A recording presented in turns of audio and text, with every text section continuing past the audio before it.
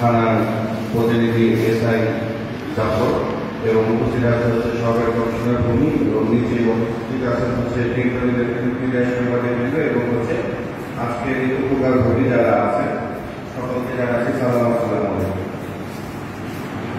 ইলিশ তো আমাদের জাতীয় মাছ, তাই না? ইলিশ আমাদের জাতীয় মাছ, কিন্তু আমরা সেটা বাজারে খুঁজে পাই না, তাই তো? কেন পাই না বলেন দেখি? কারণ পাই না হচ্ছে আমরা যা মানে নদীতে যা পাই সবই তো ধরি। আপনারা এখানে যারা জেলে আছেন তারা ওই অন্য কাজ থেকে জেলেতে আসছে, এরকম কেউ আছে? অন্য কাজ করছেন এখন জেলে বসেন, এরকম তো না। যারা এখানে জেলে আছেন তাদের বাবা অথবা তার পূর্ব প্রজন্ম জেলে ছিল, এরকম কে কে আছেন? হাত তুলে দেখি। আপনাদের অনেকে আছে যাদের পূর্ব প্রজন্ম জেলে ছিল, তার মানে উনি কতদিন যাবত এই। এখন আমরা যা করতেছি নদীতে যা হয় সেটার উপরে আসলে আমাদের আর মিঠা পানি অথবা প্রাকৃতিক যে মৎস্যের যে আধার যেগুলো বলি, নদী বলি, খাল বলি, সেখানে তো মাছ থাকবে না। থাকবে আমরা যখনই অভিযানে যাই দেখি কারেন্ট জাল, চায়না বলি, সবাই এরকম জাল ব্যবহার করা হয় যেখানে ছোট ছোট পোনা, কোনোটাই বাঁচা, তাই না? এগুলো যদি করেন আপনারা, তাহলে আপনারা ভবিষ্যৎ প্রজন্ম তো হচ্ছে মানে যে কাজটা করে হচ্ছে আপনার ছেলে মেয়েকে লালন পালন করবেন, বড় করবেন, সেটা তো হবে না। কারণ কি আপনি আজকে এই মাছের পোনাগুলো আহরণ করতেছেন, তার কিন্তু এই মাছ পাবেন না। এক সময় বাংলাদেশ ছিল মাছে ভাতে বাঙালি, তাই তো? এখন কি আর সেটা হয়? মাছে ভাতে বাঙালি বলতে পারবেন? বলতে পারবেন না। কারণ হচ্ছে আমরা এতটা বেশি মাছ ধরেছি যে এখন আর প্রাকৃতিক উপায়ে মাছ উৎপাদন হয় না। আমরা কি করি? পুকুরে। এখন কয়টা জেলে পুকুরে মাছ চাষ করে? তারা আপনারা যারা জেলে আছেন তারা আসলেই জেলে থাকেন। এখন কি করে? যাদের মধ্যে টাকা পয়সা আছে, খামারি আছে, তারা মাছ চাষ করে এবং আপনাদেরকে ডেকে নিয়ে যায় মাছ ধরার জন্য। এছাড়া তো আপনাদের কোনো জীবিকার সংস্থান নাই। ঘটনা কিন্তু এটাই। এই জন্য যেটা করতে হবে, আমাদের নিজেদেরকে সচেতন হতে হবে। আর আপনারা যারা আছেন তারা হচ্ছে তাদের যে আপনার যে কাজটা করে আপনার জীবিকা নির্বাহ করা হয়, আপনার ছেলে মেয়ে বড় হচ্ছে, সেটার প্রতি আসলে যত্নশীল হতে হবে। তা না হলে কিন্তু আমার এই যে ভবিষ্যতে যে আমি কি কাম করবো, কিভাবে মাছ ধরবো, সেখান থেকে আমার ছেলে অথবা মেয়ে স্কুলে ভর্তি করাইছে অথবা কলেজে ভর্তি করাইছে, সেটার আগামী 20টা খেতে পারবো কিনা, সেটা নিয়ে কিন্তু আমি আসলে কনফিউশনে থাকবো, দ্বিধায় থাকবো যে আসলে আমি আগামী বছর মাছ পাবো কিনা।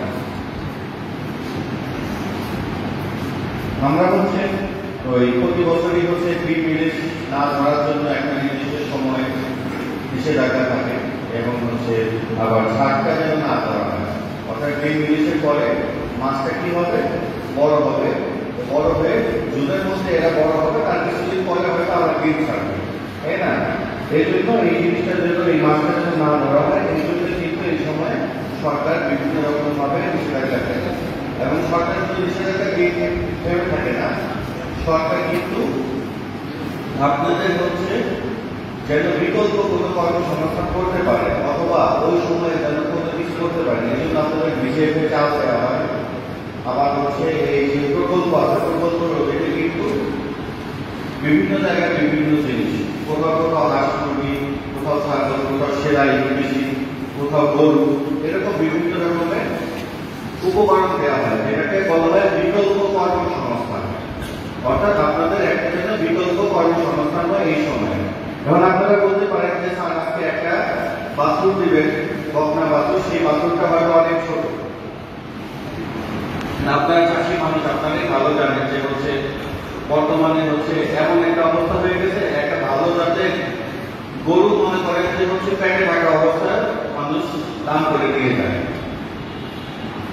ঘটনা কিন্তু এটাই সত্য।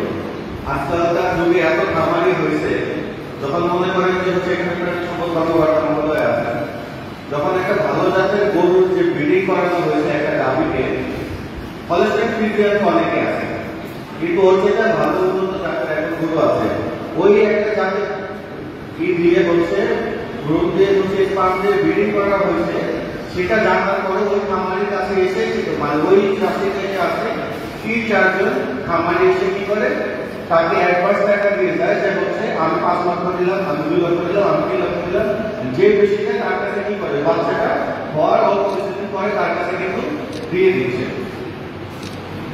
তাই না? এটা তো ভালো, এমনিতে আছে 8-10টা গরু এরকমও আছে। তো হচ্ছে হয়তো আপনার কাছে এখন মনে হইতে পারে এই 32 জন যারা পাইলেন যে ছোট একটা বাচ্চা নিতে কি হবে আমার তো আগামী 8-10 মাসে আমাকে 8 মাসে বন্ধ করার জন্য বলছে মাছ ধরার, এটা তো আমার এই বছরে কোনো বেনিফিট আসবে না, হয়তো এই বছরে বেনিফিট আসবে না, কিন্তু আপনার মতো পূর্বে যারা নিচ্ছে তাদের তো একটা বেনিফিট আসবে।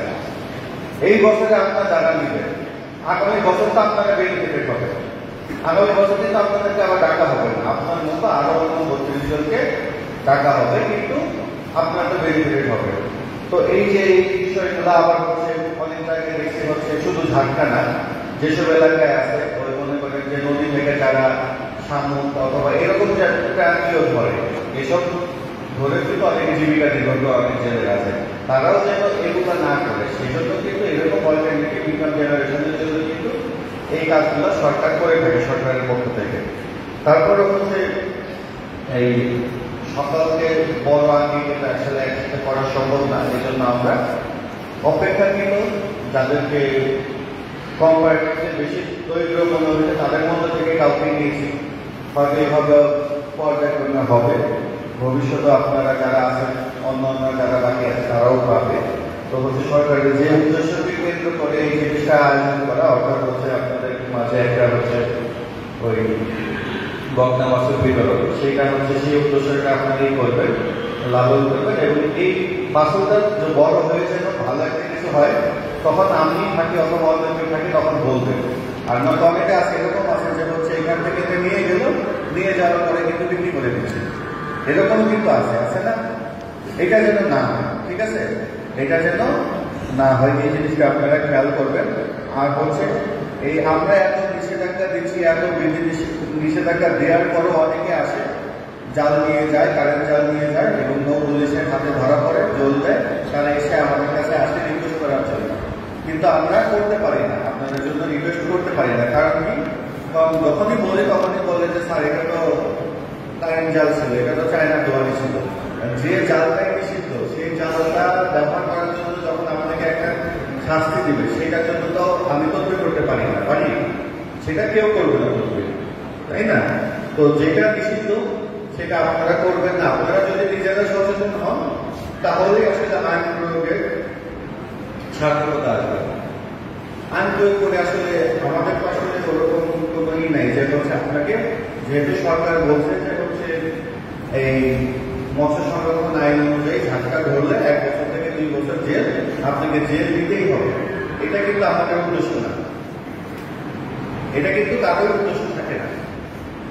মনে করেন যে হচ্ছে চুরি করলে একটা সাজা আছে, এখন চুরি করতেই হবে আর সাজা দিতেই হবে, এই জন্য গিয়ে ওই আদালত আছে, এই জন্য কি পুলিশ আছে না, কিন্তু সেটা যেন না করে এই জন্য কিন্তু সাজা ব্যবস্থাটা করা হয়েছে।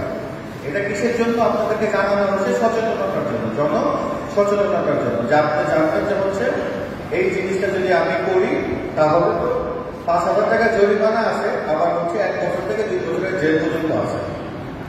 হয়তো আপনাকে 5,000 টাকা জরিমানা 2-3 বার করা হলো, আপনি 5,000 টাকা আজকে জরিমানা দিচ্ছেন, কালকে গিয়ে আবার 10,000 টাকা ঝাটকা রয়েছে, কালকে আবার 5,000 টাকা জরিমানা করছে, তারপর দিন আবার 20,000 টাকা ঝাটকা রয়েছে।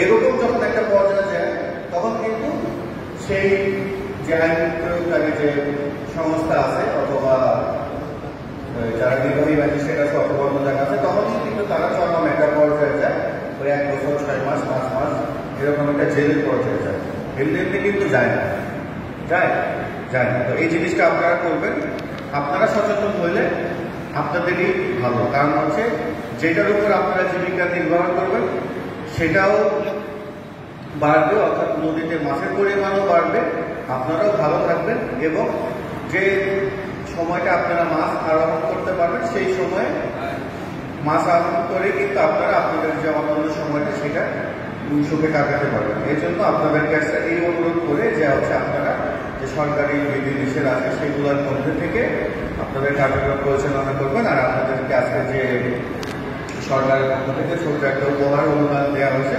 সেটা যত্ন করবেন এবং এটা এইভাবে মনে করবেন যে এটাই হচ্ছে আপনার সন্তানের ভবিষ্যতের জন্য এটা আছে।